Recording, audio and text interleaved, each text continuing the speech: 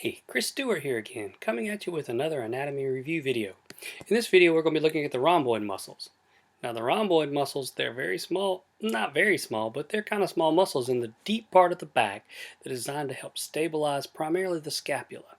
So in this video, you're going to learn how to find them, kind of what direction the fibers run, where they start and where they end, and also we'll talk about its main actions. So, hope you enjoyed the video, and I'll see you at the end.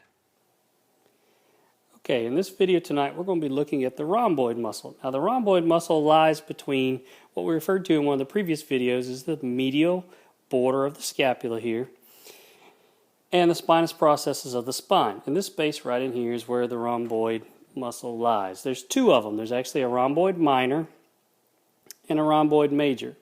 Now, to find where they actually attach to the spine, the best way is to actually, you can see I've already kind of marked out each of the spinous processes, but if you're having a hard time finding where C7 is, all I have to do is have my patient go ahead and raise up and bend your neck down for me.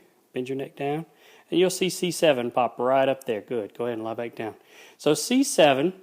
Now, the rhomboid minor is actually going to attach or originate at C7 and T1.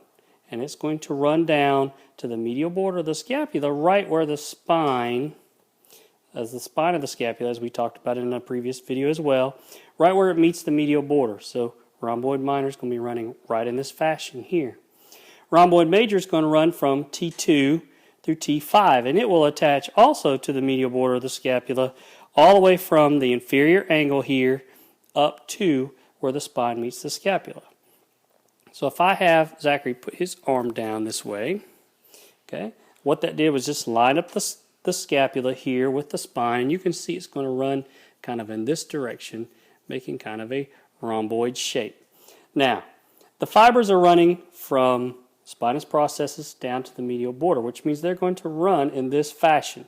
So if you're trying to palpate the fibers, this is the direction you need to be strumming. Perpendicular to the direction they run in a superior-inferior direction. If I want to feel them fire, all I have to do is have him put his hand in the small of his back and then have him raise his elbow up towards the ceiling. You're going to feel the muscles of the rhomboid major and minor contracting right here. Now, what are its main actions? The main actions of the rhomboid muscle are to basically pull the shoulder blade in or retract the scapula. Okay? The other motion, one of the other motions it does is it actually helps downwardly rotate or bring the inferior angle in towards the spine and depress the scapula. Okay? But it also does help with elevation. So in order to make it fire, again, we put the hand in the small of the back and we have him lift the elbow up towards the ceiling, and you will feel the deep muscles of the rhomboid major and minor. One point to keep note of here is the rhomboid major and minor are actually underneath the larger trapezius muscle. So you have to push a little bit harder to get through that trapezius muscle to get to the rhomboid major and minor. But make sure you are strumming in the appropriate direction so that you feel those fibers running in an oblique angle up to the spine. Alright, that's it. That's the rhomboid muscle. Rhomboid muscle is a stabilizer of the scapula, and it helps actually allow you to reach back and behind your back whenever you're doing any of your activities of daily living. One thing I wanted to mention that I didn't get into the video was that it is also innervated by the dorsal scapular nerve, which of course comes from the neck.